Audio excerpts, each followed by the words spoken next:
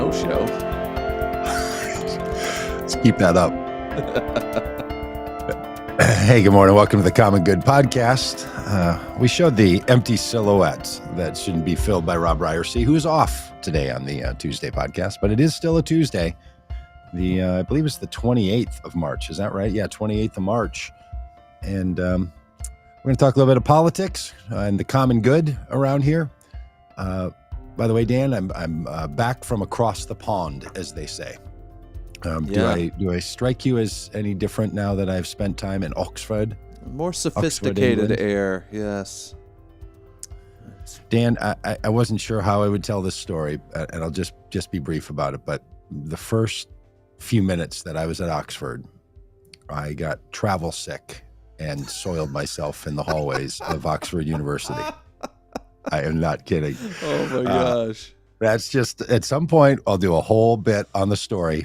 All by myself, walking down an academic hallway, and the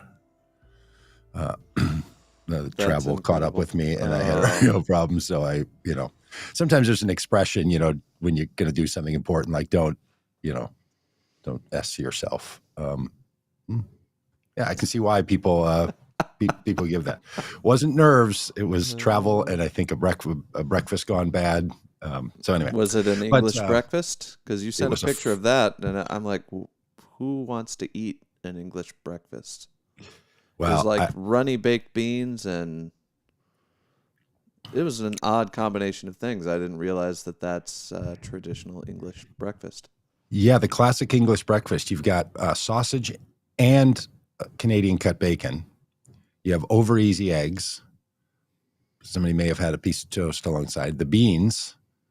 Mushrooms. I think I'm missing something in there. A tomato, grilled tomato, like half sliced, big, hearty, heavy tomato. Yeah, that was exactly the breakfast that then led to the travel sickness that caused the humiliation of my personal, sensibilities. So I won't get into the whole story now, but. It was a doozy, but the event that we were part of, trying to deal with, talk about at an international level, the radicalized and racialized Christian nationalism happening in the United States and around the world. We'll be sharing a lot of that out in the next couple of weeks and months, video recordings and podcasts and statements and things. So some work being done as this is our March on Christian nationalism emphasis for the month of March. We've been putting a little time and energy into this. In fact, traveling today to go to Washington, D.C., where another gathering of people are happening around the issues of how can people of faith organize for democracy in a way that doesn't seem to violate the essence of the country and the promise that we have for freedom of religion and freedom from religion, and yet still have a faithful presence in society. So this whole month has been full of these kinds of things, from Arizona meetings and Oxford and now in Washington, D.C. So a lot is up. So people that feel part of all that work that we do at Vote Common Good and the Christian left is a part of, and the progressive Christian channels and all that we do, we're up and in it, and we're going to be reporting out all of this just so you all know that some good things are coming on. Yeah. So and it seems encouraging that so many other groups and people are sort of waking up to the idea that this is a bigger problem than maybe we thought, and we have to actually talk about it and figure out solutions. So it seems like a good step forward. Right. For sure. And having been in these meetings, the understanding of what Christian nationalism is, or what part of it is a threat and what parts are the solutions, is not clear. I'll just say that. So there is still a lot of work to do. And if you feel that way as a regular viewer or listener to this podcast and live stream, or in the Vote Common Good ecosystem, you feel like, I don't really know what it is. Don't feel like you're the student that's behind on your homework. A lot of people feel this way. I promise you, there are a lot of people saying, like, I'm not exactly sure, and a lot of disagreement about it. So it's a fresh approach needed to help us turn the corner on all this. So, by the way, if you're not already up on the I think award-winning special podcast series in England, we were awarded the the Oxy Award, an award I just made up from Oxford University for excellence in personal hygiene and podcasting. That is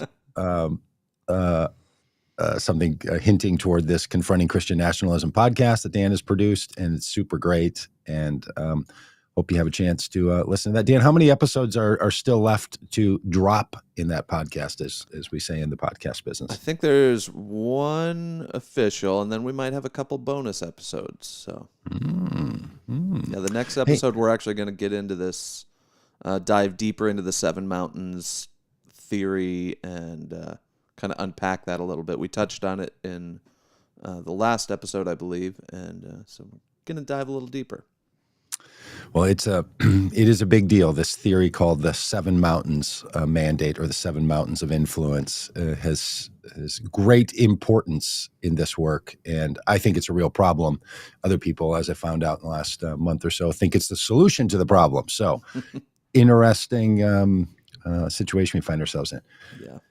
So but there's a lot happening in the world, and we want to get into it. Tuesdays we usually dive into politics primarily. And there's a lot going on in the world of politics. One of the things we're passionate about on this show is immigration reform. And when Trump was in office, we were very vocal about the need for a change in policy at the border. And we had high hopes for Biden's administration. And yet it seems like at every turn, they're either dropping the ball or intentionally making things worse. They've continued to try to make it more difficult for asylum seekers to enter the country. And they're trying right now to put into place this new policy, which is basically sabotaging asylum seekers. It's trying to make it more difficult for them to apply. It's actually making it more difficult for the people who are, trying to help asylum seekers enter the country. It's putting them in an awkward situation. Where they're going to have to actually break the law, technically, to uphold this new Biden administration prohibition on asylum seekers. It's just a real mess. What are your thoughts on this, Doug? Yeah, to see that the union that represents the Homeland Security and Border Patrol employees has again put out a statement, as they did in 2019 in response to the Trump administration's view of asylum seekers and immigration, to say, as a union, we believe that the policies you are implementing put our employees in a position where either they uphold your new order or they uphold their constitutional requirements of how they're going to treat people. Their statement reads this. This is from the union representing the people who work in the Border Patrol industry for the federal government. At their core, the measures that the proposed rule seeks to implement are inconsistent with asylum law enacted by Congress and the treaties that the United States has previously ratified, and our country's moral fabric and long-standing tradition of providing a safe haven to the persecuted. Wow! Rather, what a sentence right there already. Just, look, this is not just coming from activists like us and people of good conscience and goodwill that want to push and say we don't have to think about the details of it. And it's, I hear from a lot of my conservative friends, easy for you to say, you all just, dip in and dip out. You don't really know what it's like for the people who live there and work there along the border and the Border Patrol agents, and we're going to back the blue. And this is from the union representing those workers, that the measures being proposed violate or are inconsistent with asylum law that's already been enacted, the treaties the United States has, the international treaties, and the moral fabric of the country and the traditions of the country. A powerful, powerful statement. And then they go on to say, rather than accomplishing fulfilling all of those agreements, it's draconian, which, is a word you use in politics mostly, meaning it's harsh and severe and all sort of one direction. So it's draconian and represents the elevation of a single policy goal, reducing the number of immigrants crossing the southwest border, over human life and our country's commitment to refugees. Whew. I mean, a fantastically written statement by the union. Mm-hmm. Dan, I think we should reach out to a union rep, see if we can have them come on and talk to us about this, because so often, and we certainly felt it when we were along the border, you can feel this animosity between the care for the asylum seekers and the migrants and the Border Patrol's approach to these people. And we were told regularly, it's not that clear. There's a lot of these people are working hard. But what's frustrating about this is the union now saying it not only to the Trump administration for their particular policies, but having to say it to the Biden administration. Mm-hmm. Because on this issue, I'm going to be real blunt here for a second. On this issue, both the Trump administration and the Biden administration are doing what the majority of Americans think they should do. The problem is the majority of Americans on this issue are wrong. Yeah. The majority view on this has been drummed up and has been beaten into people's subconscious and consciousness to a degree that they readily accept what the union calls draconian and cruel policies that elevate a single policy goal and violate the moral fabric, the treaties, and all the rest. So the people who know this very well are in disagreement with one another, and we need to sway the center of this country's moral commitment. And that moral commitment, by the way, doesn't have to come from a religious commitment. In fact, on some of these issues, the different religious commitments or religious perspectives are not the best. They're not always the most morally rooted and driven. They're driven out of other things like protecting the nation and nationalism.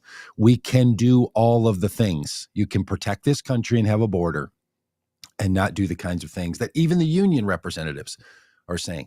So this is a big deal. And look, I get it. I mean, I even when I'm doom scrolling through the news on my phone, there's days I see things about what's going on in the world of immigration. It's just so depressing. I just don't even want to read it. I just have to bookmark it and say, I'll come back to it when I'm in a different headspace. Like, I get it. It's just a frustration in this country. We haven't figured out how to solve it. It feels like the gun debate, which we'll get to in a minute, feels like this intractable topic that the only thing we seemingly can do is be bad on it. And if you talk about the common good like we do, it just feels like a bunch of no good on so many of these topics. Yeah. But we need to keep up the pressure. We've asked people on our to sign a petition. It's on our website. Go to votecommongood.com. You'll see a petition to tell the Biden administration not to treat asylum seekers the way they are. I'm going to be in Washington, D.C. I'm going to bring that list of signers over to the White House and, suggest that they take a look at it. They probably won't. But look, we're going to do our part, right? We're going to do our thing. And I'm coming as a friend of the administration. But, when you're a friend of the administration, just like when you're a friend of anyone, you don't just let them do things that are hurtful and harmful. You say something. Right. Because I'm gonna drive to the airport in a little bit, and outside my airport, there's a big sign. You know what the sign says? If you see something, say something. Right? Because for 23 years, we've been obsessively worrying about what could possibly happen at our airports because we know what happened on September 11th. Yeah, but it's not the only place that if you see something, you should say something. There's other places where we should be saying something. So please go to our website, sign on to that, put your name, join into with the thousands of others saying we cannot have it be like this. I don't say this very often, but join the Border Patrol union opinion on something that this is no good. Tricia is asking what's the plan? And basically the plan is to limit where and from what countries people can seek asylum in the United States, and changing our procedure to say you have to seek asylum in your home country. You can't come here.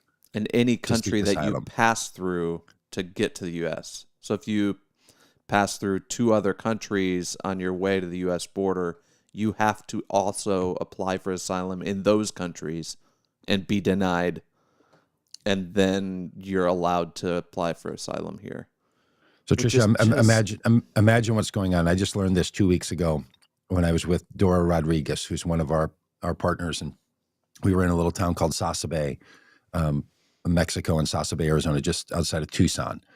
And we were talking about these new policies. And one of the things that the Biden administration has tried to put into place is that people then can, pardon me, let me step back from it. The previous way that you would seek asylum was that you had to get to the United States and be on United States soil to do so. For me, I think back to the 1980s movies when Russian dissidents were trying to come to the United States to seek asylum, and they're like a chess master. And once they landed in the United States, they would say, I'm seeking asylum, right? Because they have to do it here. Yeah. You can't do it in your home country. US really soil. Good reasons, by the way, why you can't do it in your own country. I mean, imagine if someone was in a domestic situation at home and they're in trouble. You would advocates of people that are in trouble in a domestic situation say, get out of the house as fast as you can. This is essentially saying, stay in your house and call us and tell us, and then just wait at home until we get back to you about the help that could be available. That's not a good idea for asylum seekers whose well-being is in jeopardy. So what the Biden administration has tried to do is to use technology for this purpose. So the only way now, when you're traveling through these other countries in your home country, that you can apply for asylum is on the internet. Go to the website. Yep. I mean, the laughter, if it's not in your head already, it's going to be there in a minute about how ridiculous this is. You're now walking from Honduras through Guatemala, through Mexico, riding trains, being trafficked by smugglers, and you're going to hop on your smartphone and fill out the government form. Okay? That's what they have to do. So what has happened is the cartels are now selling that service to the migrants. Yep. And they're going into greater debt to the traffickers because not only are they physically escorting them, they're charging them for filling out their forms on the website. Mm-hmm. And then they're going to hear back. And you know how the migrants is going to hear back? By email. Just wrap your head around that for a minute. Yeah. But that's so bonkers. The intent. It's not like they made a mistake and didn't think this through. They thought it through. It is intentionally problematic so that people can't properly apply for asylum. And then they get to the border, and then it's easy to say, sorry, you didn't do it the right way. You can't come in here. I'm dealing with a thing right now. I'm trying to help my friend from Haiti and his family get here, trying to do it the right way. There's a new visa program for people from Haiti and a few other countries, and it is prohibitively difficult. And for one, you have to have an American sponsor. That's me. I have to put in all my financial information, prove that I can take care of this person if they can't get a job.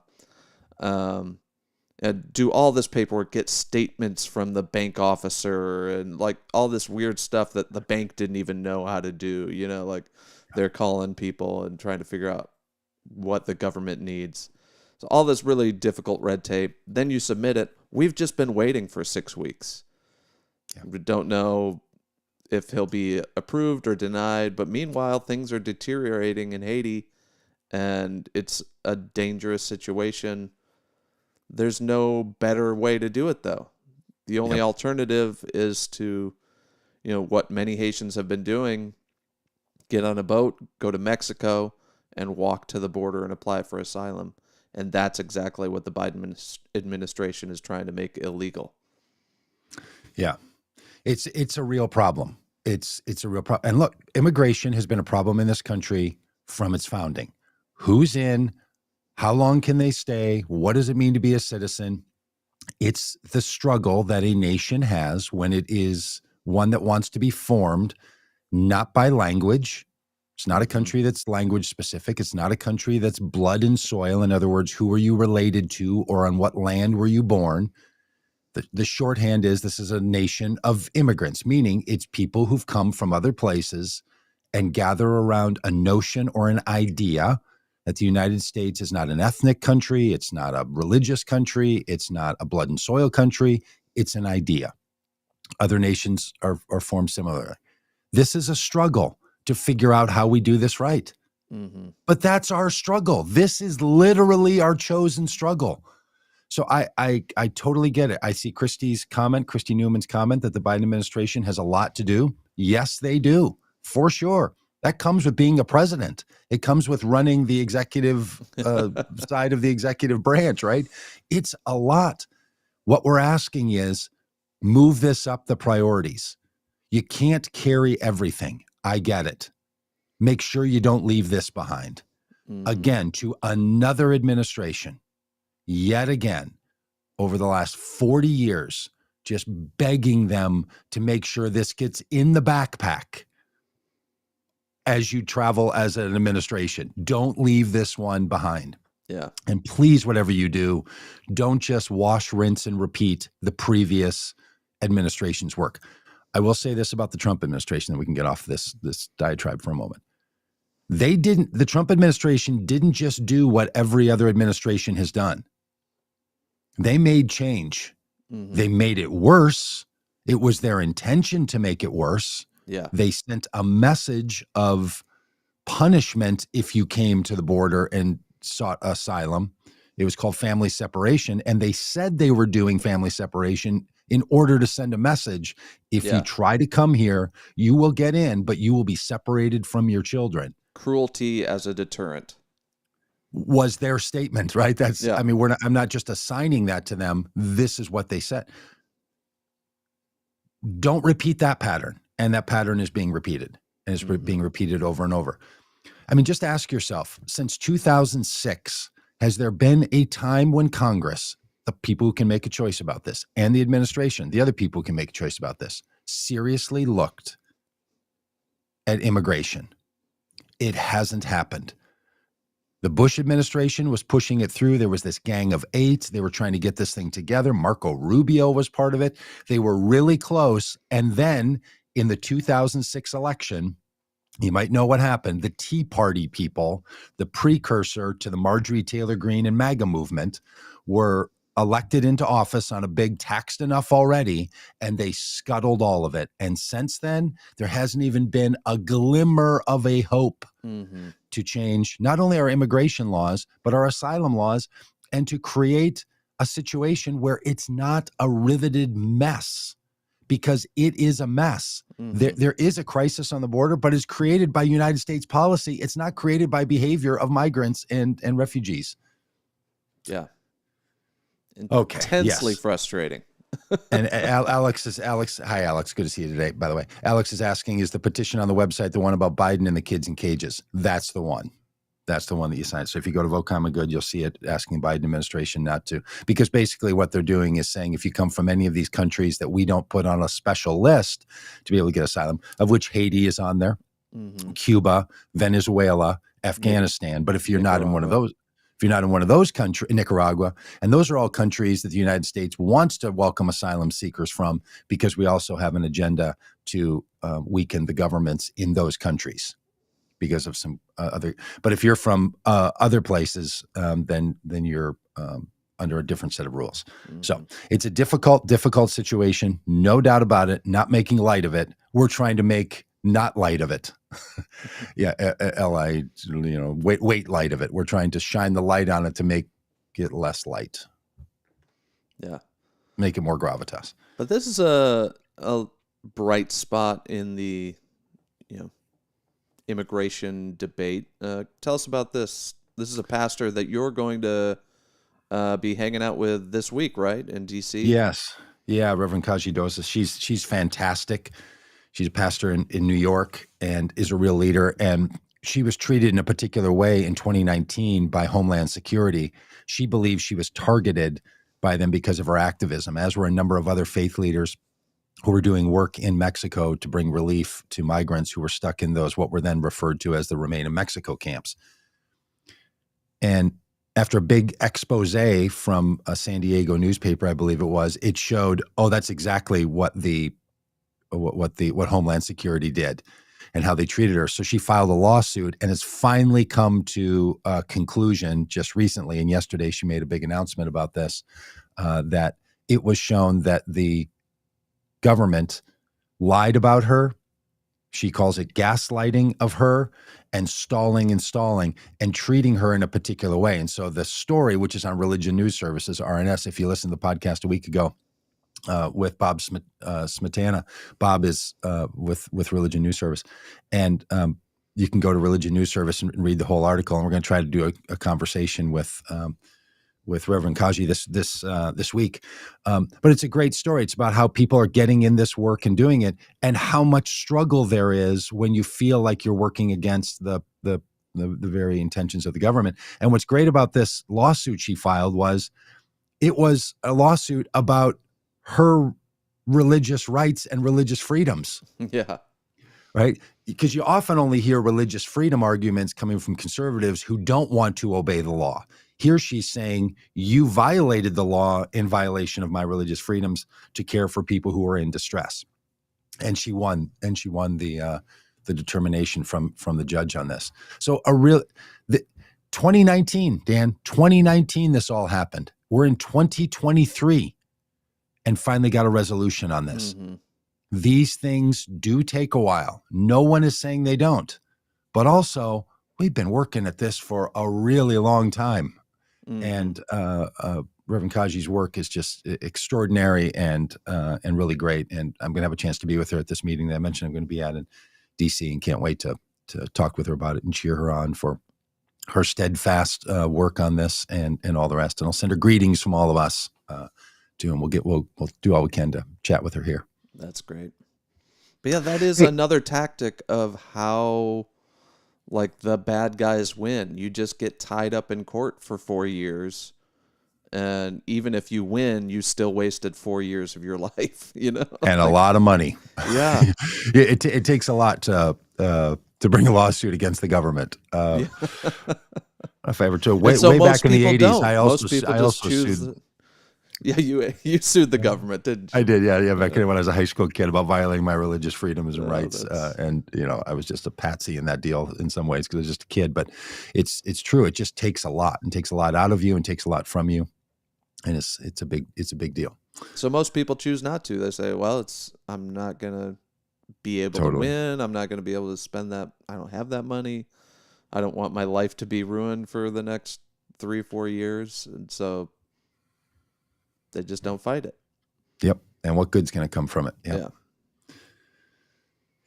Yeah. And there was well, just one more comment. There was a big news story about a fire that took place inside of a migrant detention center, or migrant waiting facility in Mexico yesterday. And people have died there. And just the human trauma is all over the place with all the other difficult human traumas that are unleashing, including in our country. And, so yesterday, again, the story of a shooting of a person intending to go and kill people took place in Nashville. So heartbreaking.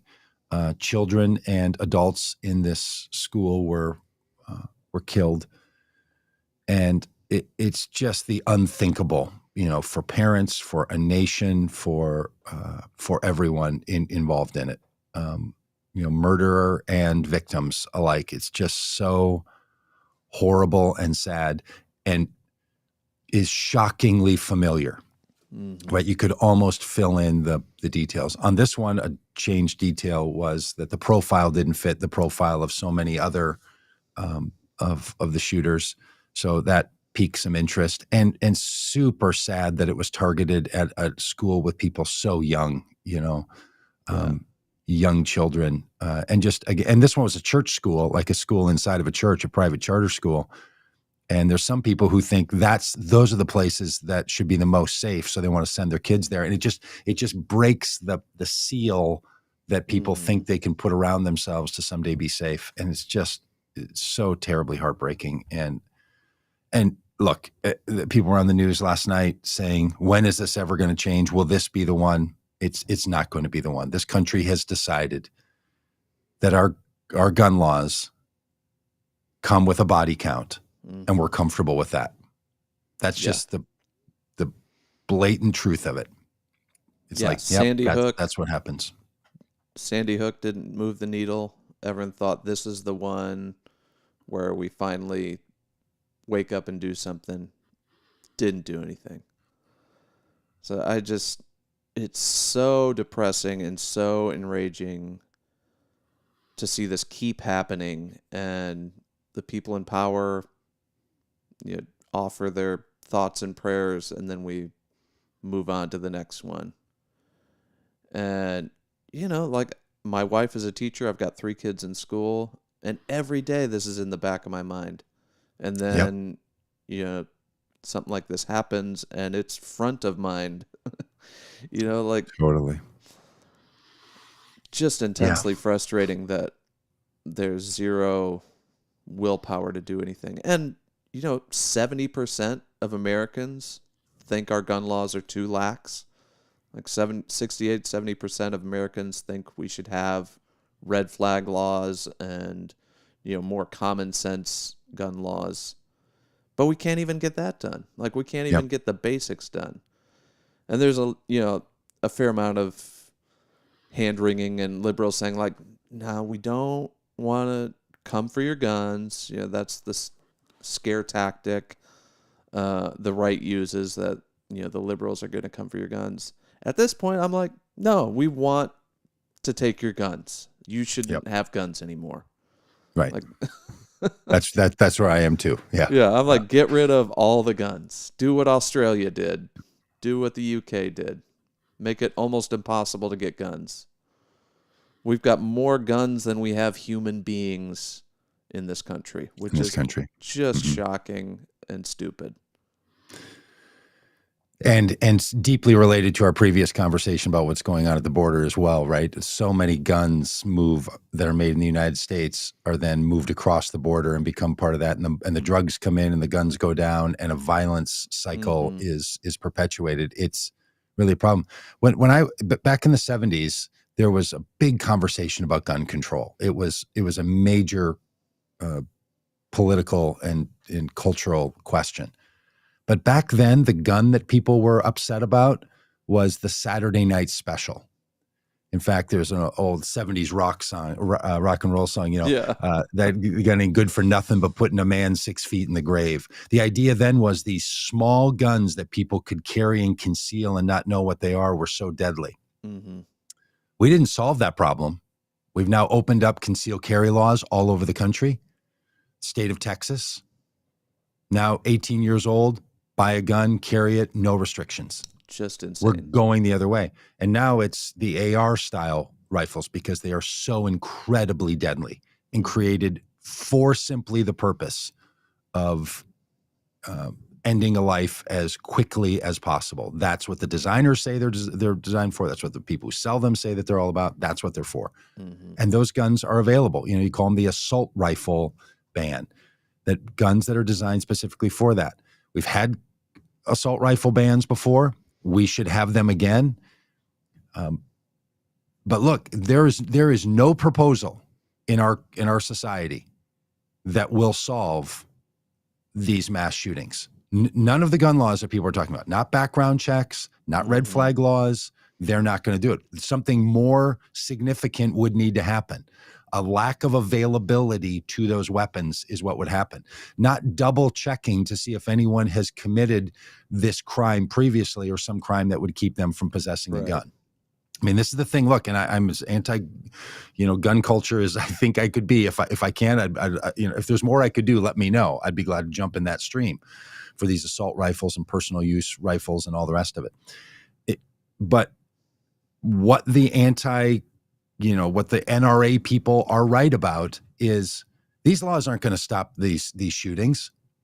That's right. Let's pass these laws and then let's get on to ones that are going to. Right. The problem we can't even get to the baseline. Yeah. Yes.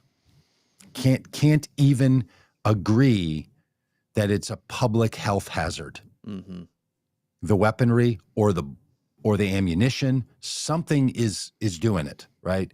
And we can't seem to get there. And somehow, as a nation, we've just said, well, we don't want to disrupt all of that. Mm-hmm. Look, 70% of the country does want there to be greater background checks, stuff that's called common sense law reform, of gun reform. Of course, 70% of people want that. Do 70% of the people not want there to be assault weapons available? Then the numbers start to change. Mm-hmm. And have we had a decent conversation about this? I don't know, since I was in 6th grade? No, we haven't. In fact, the conversation we've had about it has become more extremist on the pro-gun side, and the rhetoric has gone up, and it's going in the wrong direction. And this, along with the other topic we talked about, have been intractable problems in this country, and it continues to show up. And both suicides and killings of other people are so deeply related to the gun. I just don't know how we're going to get around it as a gun culture. And I know I've been on this rant before, but you go to the Mall of America, a place where there's a place for fun in your life is their tagline here for the largest mall in America up the street from me. And what there is a first-person shooter themed laser tag room where you run around with an AR-15 style gun with somebody with a vest on that has a little sensor on it, and you run around in a combat zone trying to win a game. So let's not talk like we care about this issue when literally there are games you can play on your computer or in real person. And I am not saying that someone moves from playing the game to going and doing it in person, right? Of course not. What I'm saying is it creates a culture in which something that seems so horrific is not seen as horrific when it's turned into some form of entertainment. And no cultural development person would say to you, I think that's going to go the right direction. Let's just keep, it's like when we were kids and they had candy cigarettes. Yeah, it was designed by the tobacco company to make fun, game, enjoyment for children out of an activity. So look, and I'm not saying if you had candy cigarettes as a kid, you become a smoker. What I'm saying is it creates a culture that tells you how to think about these issues. Mm-hmm. So, do we want to get in on this? Yeah, I would sure be glad to do it. So, if we're going to say to ourselves, look, and again on this and some other topics, let's not just convince ourselves that it's simply politicians or it's simply how congressional lines are drawn. You can blame a lot of things on gerrymandering. This is not one of them. This is just not a gerrymandered problem, meaning how do we elect our representatives at the federal level and how are our state representatives allotted based on addresses and populations and who's going to vote for which particular representative. This cuts across all of that stuff. Dan, to your point, can we have a society where we just permissively put out these kinds of weapons in this gun culture? And I'm on the NRA mailing list. If you're not currently on the NRA mailing list and you want to get a little education on this, get on it, because they'll send you magazines that gin up this kind of personal protection and gun culture like mad. So there is a real active pursuit of this kind of thing. So, and what's interesting too is like police are against these weapons. Like all the back the blue people, like police do not want open carry. Police do not want assault rifles. And when they, everyone knew it even going into it, but this investigation about the Uvalde shooting, they had, dozens of armed police officers who were too afraid of the gun that this shooter had to go confront the shooter. So we've got weapons of war easily accessible to anyone, and the police are too afraid of these weapons to intervene even when children are being killed. Yeah, it's that deadly. The capacity to create a deadly scene is so intense that it stalls out the system at every possible level. And if you don't know that there's a whole crowd of people for whom this Second Amendment right is also something they think is the very foundation of the country, let me assure you, they exist. I have friends of mine who we agree on so many things, and then we get to this, and they're like, no, something foundational in the United States of America is the right to bear arms, to use them to protect themselves against their very own government. Not for any like the Second Amendment argument is not you should get to hunt or you should get to go to a target range. Or even home protection. Like it's protection Right. from the government. Fundamentally, and who is the government? We know it's our other citizens. So the right to bear arms to use against other citizens in your country is built in to the narrative. I think that's not a proper reading of the Second Amendment. Obviously, the Heller decision is the law of the land. It needs to be reversed. That's the Supreme Court ruling in 2008 that said that what happens that the Constitution not only refers to militias, aka the National Guard for a state, a well managed militia is what we now have as the National Guard, but also applies to personal use. I think a just unbelievably bad decision right, on such a thing, and that needs to be reversed. But there doesn't seem to be any hankering for that. So I guess as a country, we could decide, well, as people, it's a right that we don't want to exercise, and we're going to get rid of the entire gun culture and gun industry. But we can't get there. And does that take away from the pain of these parents? I sure hope not. I hope it's not, distraction from the pain that we're talking about what some solutions can be. But I think every time it comes up, we have to remind ourselves the incremental laws that we're talking about putting in place, if it doesn't include something like eliminating assault rifles and eliminating the ammunition that can cause this problem, and start to make a cultural shift to protection of one another and not fear of weapons, we're still going to have a long way to go. This is a deeper cultural issue, and we cannot let ourselves just be lulled into, let's just change the makeup of who you get to vote for by how we draw our congressional lines. And that's what a lot of people think. A lot of us have been convinced that gerrymandering would fix the problem. Sometimes it does. Look, gerrymandering is a serious problem. It doesn't solve all the problems, though. Mm-hmm. And this is one that just cuts across the country in too many ways that we're not having a significant political discussion about this. It will turn into government. What rules and what abilities does government have on any matter of issues? Yeah. Well, speaking of the government and its inability to do anything, the GOP has been trying to hold these investigations, and they're not going as well as they'd hoped. Boy, it's really a thing. Have you been watching video clips from these? It's stunning the level of incompetence on these hearings that they are holding. They're in charge of these. They've had any amount of time they want to prepare, and still they come with these arguments, and the people that they are grilling will point out like, oh, you're mad about something that happened during the Trump administration. Yeah. Like, just like, explain this. And they're like, well, that was in 2019. Joe Biden wasn't the president. Yeah. And so what they're trying to look at apparently is the grand overreach of the federal government and using governmental power in order to stifle the freedoms of Americans. And that freedom could be stopping someone from doing what they want to do or preventing them from doing something that they're currently doing.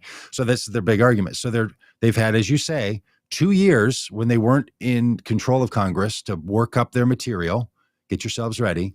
They've knew since November they were going to have control of the House of Representatives. When they took over the House in January, they had time. Now we're at the end of March, and they've put their big committees out. And honestly, it's a bunch of internet troll level nonsense. Yeah. It's just such.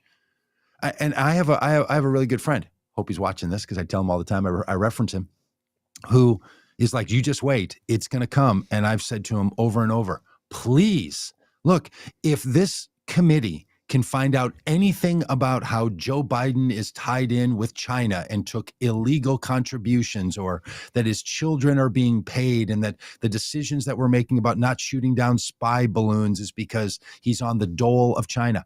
We all want to know that. Mm-hmm. So if you're going to say that on newscasts, if you're going to say that on in print material, if you're going to say that on the internet, Yeah, we all want Congress to look into that. Get busy.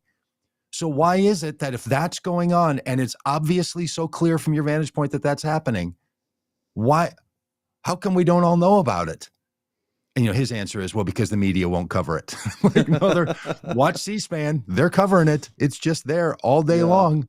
I promise you, if any of this stuff was the case, but it's just riddled with the silliest arguments that really, and Dan, fundamentally, here's what I think is going on. I think this committee exists to say to a certain set of voters who voted for certain MAGA Republicans, we're doing it. We're doing what we said we were going to do. We're swinging for the fences. We know nothing's going to come out of this. But you know what we are going to do? We're going to show how incompetent the government is. One of the goals of libertarian versions of conservatism is to disempower governments overall, but especially the federal government. So anytime that the government looks ridiculous, it's a point on their side of the ledger. Yeah. They're all for it. Well, it's a self-fulfilling prophecy. It's like, see, the government is bad, and then we get in power, we make the government worse. See, we told you so. Keep us in power so the government can still continue to not function well. It's truly something. It is just bonkers. So the House GOP is going to keep doing their stuff, and I'm just all for them. Look, spend all of your budget that you've got getting to the bottom of all these conspiracies. Look, if conservatives are being shut down by the federal government, the way that we know, Representative or Reverend Kaji Dosa was in the previous conversation we had, yeah, we should look into that. If the government is targeting people, absolutely. If the IRS is targeting people, we should go. Please tell us where this is happening because we should stop it. But you're not telling us where it's happening. In fact, the witnesses you're bringing in are saying, yeah, that thing you're saying is not happening. Right. Or it happened under the Trump administration and we fixed it. Or the only evidence, like I saw this Matt Gaetz clip where he's grilling this guy about weapons going to Ukraine and ending up in the hands of the Azov battalion or whatever. And the guy's like, well, I haven't seen any proof of that. Where is your proof? And Matt Gaetz references this article from a Chinese propaganda publication. Yes. And the guy being, interviewed is like, I don't like to get my information from Chinese propaganda, do you? And Matt Gaetz has to admit, like, no, you're right. Like that's probably not the best source. That's their only source. That's the source. That's what got it on the docket. Yeah. And that's what, so look, there's always, representatives always have a constituency. There's a significant constituency, a third of the voters in this country that believe in a whole set of these kinds of narratives and stories. They're fulfilling those people's call to investigate this stuff. It's really quite good for all of us that they're looking into it, investigating it, because then we'll all be able to say, yeah, that didn't happen. Yeah. They looked. Right. They looked into it. So I'm of the opinion, all the power to these people. I mean, I don't know, work long weekends even. Just keep it going so we can all finally decide, no, that's not happening. Right. And if it is happening, any of it, look, whatever's on Hunter Biden's laptop, let's all know about it. Sure. If it has anything to do with the president of the United States and the power that he has and how he's using his power, please let us know. Why has this been so long? I mean, literally, Rudy Giuliani was digging around in Ukraine 3 years ago looking for this laptop, and we still can't find it? And you're going to direct me to a YouTube video expose about it? Like, honestly, it's just something else. But there it is in this photo right there again in Congress, introduced as official acts of the, whatever this is, the 123rd Congress of the United States of America. It's incredible. Just simply. And this is different argument, I think, than the people that I know who oppose what the January 6th bipartisan committee did. There they were saying what they're telling us is just all this proof they're showing is fake proof. I'm not saying your proof is fake proof. I'm saying there is no proof even. Let's at least get to the point where someone like us could say, I don't believe your proof. don't make your proof so bad that your very own witnesses are saying like, yeah, that's not the proof. This is the thing that's the difference, right? Is that this isn't Benghazi, and this isn't Watergate, and this isn't January 6th, and this isn't September 11th. And no, it's just literally internet buzzy nonsense. And there doesn't seem to faze them at all. Yeah. Like they're not even embarrassed by how badly this is going.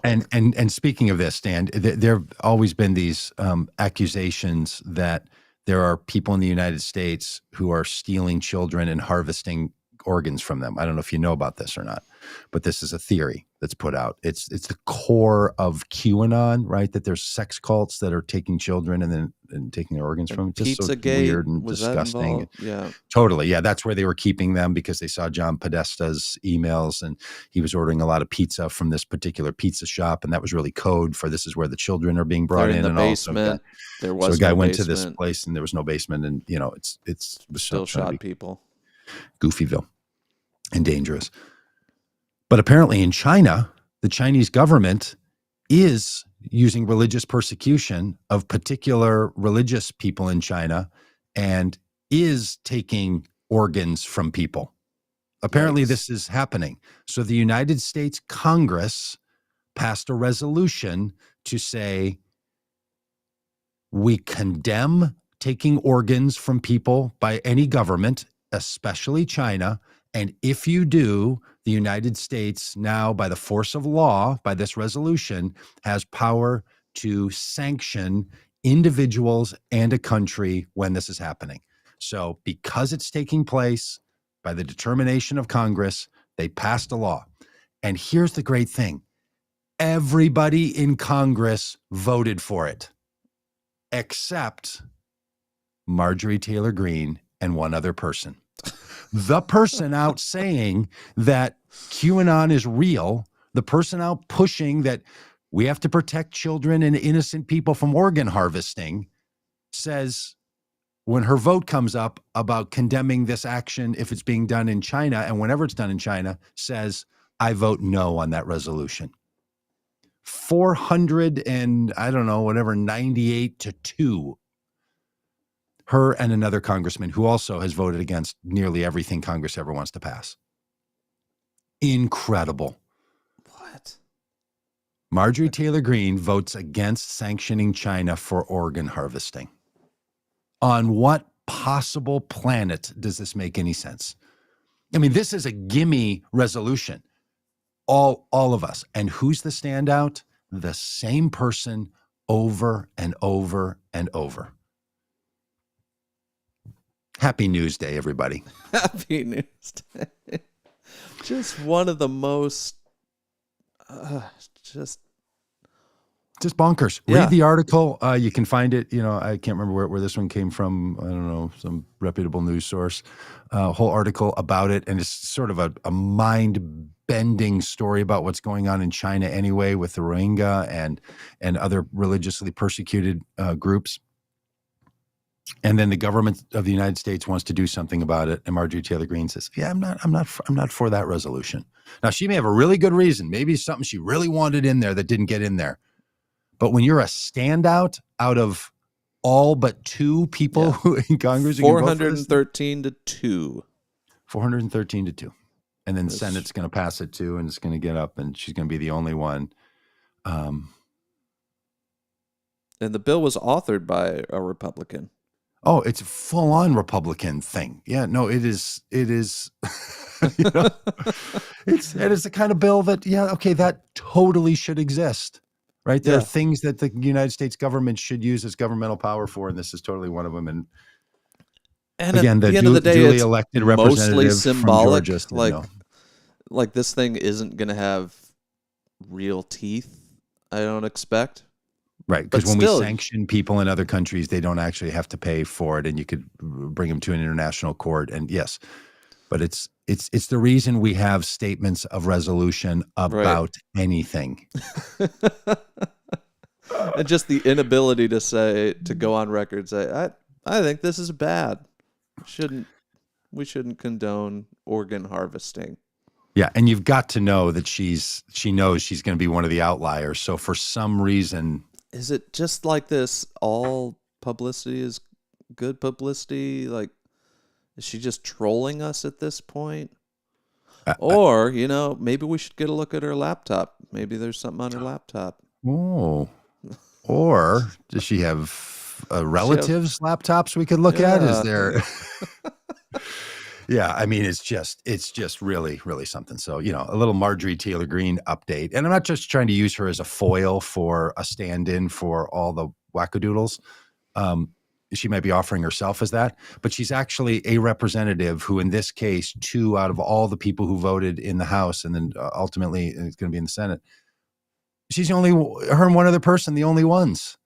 So that's behavior, right? That's not just persona and all the rest of it. It's her saying, nope, not me. It's not like her and the anti-squad got together and made a statement about this for some weird argument. It's just, no, this is apparently a principle upon which she stands. A no vote. She could have even abstained. She could have just said, like, I'm not there that day or whatever, or I'm out of the room, or a pass, like she did when she was voting for House Majority Leader. Yeah. All right. Is that our run through the? Yeah, I wish there was a little more common goodness this week, but I guess that's our job, listeners and viewers, is to go out into the world and do something good. Make some news. Make some common good news. Yeah. All right, all. It's going to be a bit of a strange week around here on the stream, but stick with us. We'll always have good stuff for you. So thanks to all of you for being involved. Tricia, thanks for your activity in the chat. By the way, if you're not seeing all these chats, it's because we have people on different platforms. As we put this out on different Facebook pages and Elon Musk's hobby and YouTube, and we put them out on all those places. So and Twitch. Shout out to Diggs. Hey, what's up, Diggs? Hey, what's up Twitch. On Twitch? Yeah, if you're not on Twitch yet, boy, that's a whole world. Head over to Twitch sometime and watch all that. If you're like, really, a lot of people watch live videos on the internet. I didn't know that. Go over to Twitch. You'll find channels where there's like 70,000 people watching someone do a variety of things, from cooking to making playing video games to talking into a camera like this. It's unbelievable. It's a thing. It's a whole world over there. So thanks everybody. Thanks for being a part of all this, and we will we'll see you other times here on these screens this week. Take care.